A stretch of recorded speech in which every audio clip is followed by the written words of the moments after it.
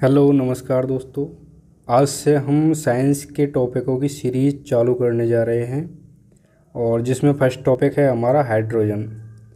आज से हम एक एक टॉपिक को क्लियरली समझते जाएंगे और पूरे शॉर्ट तरीक़ा से जहाँ तक हो सकेगा मैं पूरा समझाने की कोशिश करूँगा आपको, लेकिन पूरे शॉर्ट तरीके से और पूरा फुल चैप्टर एकदम रिवाइज करेंगे पूरी एक वीडियो में एक चैप्टर।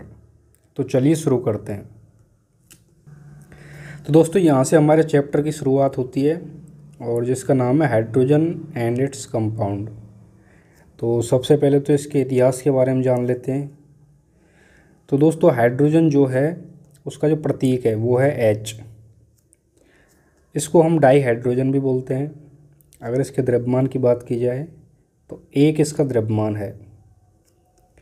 खोज की बात की जाए तो हेनरी कैवेंडिश ने इसकी खोज की थी 1766 ईस्वी में, लेकिन खोज करने के बाद जो इसका नामकरण किया था वो किया था एंटोनी लेवाइजर।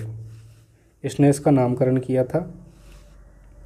और उसके बाद में अगर इसमें देखा जाए तो एक इलेक्ट्रॉन और एक प्रोटॉन इसमें उपस्थित होता है, न्यूट्रॉन इसमें अनुपस्थित होता है। इलेक्ट्रॉन विन्यास इसका 1s1 होता है क्योंकि इसमें जो द्रव्यमान संख्या वो एक है।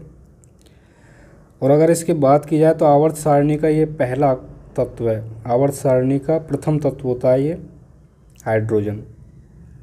इसी तरह से अगर इसकी प्राप्ति की बात की जाए तो ब्रह्मांड में ये सर्वाधिक लगभग 70% पाया जाता है, यानी कि टोटल ब्रह्मांड में जो द्रव्यमान है उसका लगभग 70% ये हाइड्रोजन पाया जाता है। और जो हाइड्रोजन है ये सौरमंडल का प्रमुख तत्व भी कहलाता है। हल्का होने के कारण पृथ्वी पर ये कम मिलता है। तो पृथ्वी के वायुमंडल में अगर इसकी उपस्थिति देखी जाए तो लगभग 0.15% होती है। हाइड्रोजन के बारे में एक इम्पॉर्टेंट नोट्स भी है कि हाइड्रोजन जो है वो क्षार धातु और हैलोजन के साथ समानता दर्शाता है। जो क्षार धातुएँ होती हैं और जो हैलोजन होते हैं, क्षार धातुएँ एक छोर पर, हैलोजन दूसरे छोर पर, तो इन दोनों के बीच में ये समानता दर्शाता है। तो इसको एक पीरियोडिक टेबल से समझेंगे अच्छी तरह से। ये है दोस्तों पीरियोडिक टेबल और इसमें ये हैं क्षार धातुएँ और ये हैं हैलोजन तत्व। तो हाइड्रोजन जो है, ये हीलियम लिख दिया मैंने, ये है हाइड्रोजन। तो ये हाइड्रोजन क्या करता है, इन दोनों के प्रति समानता दर्शाता है। इसीलिए जो मॉडर्न पीरियोडिक टेबल है उसमें हाइड्रोजन की पोजीशन चेंज करके और बीच में रख दी गई है। तो यहाँ पर यह हाइड्रोजन की स्थिति है। अब दोस्तों हाइड्रोजन के समस्थानिक भी मिलते हैं। तो हाइड्रोजन के समस्थानिक 3 होते हैं। फर्स्ट होता है प्रोटियम, सेकंड ड्यूटेरियम और ट्राइटिरियम। ये इसके समस्थानिक हैं। अब इसके बनाने की विधि की बात कर लेते हैं कि इसको किस तरह से बनाया जाता है। तो फर्स्ट इसको प्रयोगशाला में बनाया जा सकता है। प्रयोगशाला में बनाने के लिए जैसे जिंक का हमने रिएक्शन करवा दिया हाइड्रोक्लोरिक एसिड से, तो हमें मिल गया ZnCl और हाइड्रोजन इसमें से मुक्त हो जाती है। तो इस तरह से हम हाइड्रोजन को बनाने की विधि देखते हैं। दूसरा, इसको बनाया जा सकता है व्यापारिक स्तर पर, कॉमर्शियल लेवल पर। तो इससे प्लेटिन इलेक्ट्रोड का उपयोग किया जाता है इसमें और उसको अम्लीय जल के अपघटन से इसे बनाया जाता है। तो इससे भी हाइड्रोजन तैयार किया जा सकता है। थर्ड आता है लाल तप्त लोहे पर भाप प्रवाहित करके इसको बनाया जा सकता है। तो ये है इसकी बनाने की विधि। अब बात करते हैं इसके गुणधर्म की। तो गुणधर्म में हम 2 टॉपिकों को देखेंगे, एक तो इसके भौतिक गुणधर्म और एक इसके रासायनिक गुणधर्म। भौतिक गुणधर्म है कि ये एक तो रंगहीन होता है, गंधहीन होता है, स्वादहीन और एक दहनशील गैस है।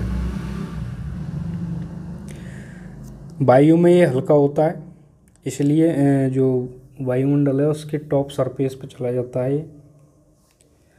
जल में ये अघुलनशील होता है। अब बात करते हैं इसकी रासायनिक गुणधर्म। तो रासायनिक गुणधर्म में फर्स्ट आता है कि इसमें हाइड्रोजन बंद ऊर्जा के कारण रूम टेम्परेचर पर ये निष्क्रिय होता है, निष्क्रिय अवस्था में ये मिलता है। सेकंड क्या करता है कि हेलोजन के साथ रिएक्ट करके हैलाइड बनाता है। हाइड्रोजन जो है वो हेलोजन के साथ रिएक्ट करता है और हैलाइड बनाता है। जैसे कि ये जो रिएक्शन दे रखी है इसमें, ये हाइड्रोजन है और X2X का मतलब कोई भी halogen, for example fluorine, chlorine, bromine, iodine, कुछ भी हो सकता है, उसके साथ रिएक्शन करके ये इस तरह का यौगिक बनाता है 2H और कोई भी एक हेलोजन।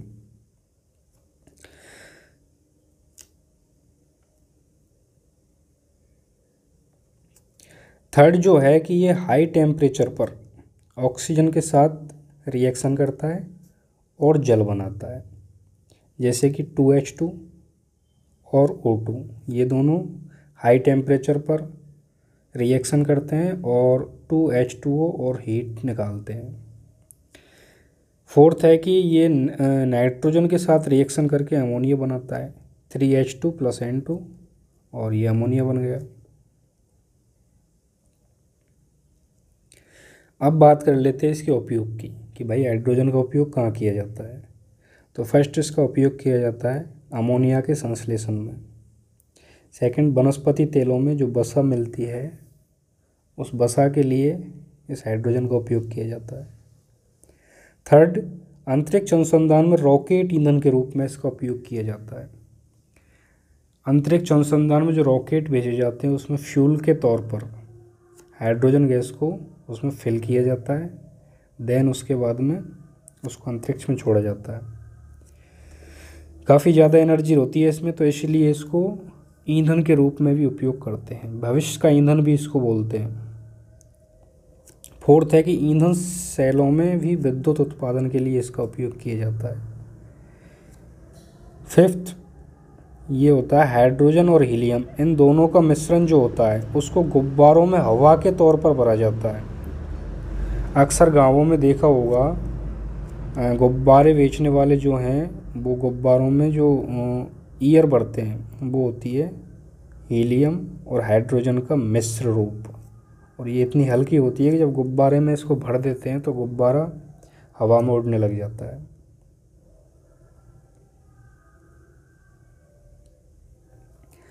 बात कर लेते हैं कि हाइड्रोजन के द्वारा इसके कौन कौन से कंपाउंड बनाए जा सकते हैं। तो फर्स्ट आता है अपन का H2O यानी कि जल। जल जो है हाइड्रोजन का कंपाउंड है। जल की बात करें तो इसकी जो pH है वो होती है 7, यानी कि उदासीन है। शुद्ध जल जो होता है वो विद्युत का कुचालक होता है और ये रंगीन भी होता है, स्वादहीन भी होता है। जल जो है वो 4 डिग्री सेल्सियस ताप पर सर्वाधिक घनत्व रखता है, यानी कि इसका 4 डिग्री सेल्सियस ताप पर सर्वाधिक घनत्व होता है। 0 डिग्री सेल्सियस ताप पर ये ठोस में परिवर्तित हो जाता है, यानी बर्फ के रूप में ये मिलता है। अब बात करते हैं भारी जल के बारे में। दूसरा जो कंपाउंड आता है वो है भारी जल, यानी कि ड्यूटेरियम ऑक्साइड D2O। भारी जल की जो खोज हुई थी वो हुई थी 1932 में, और उसके 2 वैज्ञानिक थे, यूरे और वॉसबर्न। इन दोनों ने भारी जल को खोजा। और इसे भारी जल क्यों कहते हैं? क्योंकि ड्यूटेरियम का ऑक्साइड है। हाइड्रोजन के जो ऑक्साइड हैं, हाइड्रोजन के जो समस्थानिक हैं उसमें एक है ड्यूटेरियम और उसका ऑक्साइड क्या है? भारी जल D2O। इसका जो उपयोग है वो नाभिकीय रिएक्टरों में मंदक के रूप में इसका उपयोग किया जाता है। अगर इसके घनत्व को देखा जाए तो जो सामान्य जल हम देखते हैं उसकी तुलना में D2O का घनत्व काफ़ी ज़्यादा अधिक होता है। तो ये तो बात हुई ड्यूटेरियम ऑक्साइड यानी भारी जल की। अब बात करते हैं हाइड्रोजन परऑक्साइड H2O2। इसकी खोज हुई थी 1818 ईस्वी में और वैज्ञानिक थे थेनॉर्ड। शुद्ध अवस्था में अगर इसकी बात की जाए तो ये गंधहीन होता है और रंगीन होता है। इसे ऑक्सीजन युक्त जल भी कहते हैं। इसका उपयोग जो है वो मंद कीटनाशी के रूप में किया जाता है, एंटीसेप्टिक के रूप में किया जाता है, हाई लेवल के अपमार्जक बनाने में इसका उपयोग किया जाता है। उच्च क्वालिटी के जो अपमार्जक होते हैं उनको इसी हाइड्रोजन पेरोक्साइड के द्वारा बनाया जाता है। इसका एक और उपयोग है कि दूध और वाइन के परीक्षण में इसका उपयोग किया जाता है। हाइड्रोजन पेरोक्साइड, इसका उपयोग दूध और वाइन के परीक्षण में भी किया जाता है। रॉकेट तथा पनडुब्बी के ईंधन के रूप में किया जाता है, क्योंकि इसमें एक एक्स्ट्रा ऑक्सीजन होती है, जिस कारण इसका उपयोग रॉकेट और पनडुब्बी के ईंधन के रूप में भी किया जाता है। अगर आप लोगों को इस वीडियो की PDF चाहिए तो PDF में डिस्क्रिप्शन बॉक्स में एक लिंक डाल दूंगा, टेलीग्राम लिंक। उस पर क्लिक करके आप टेलीग्राम से इसको डाउनलोड कर सकते हो।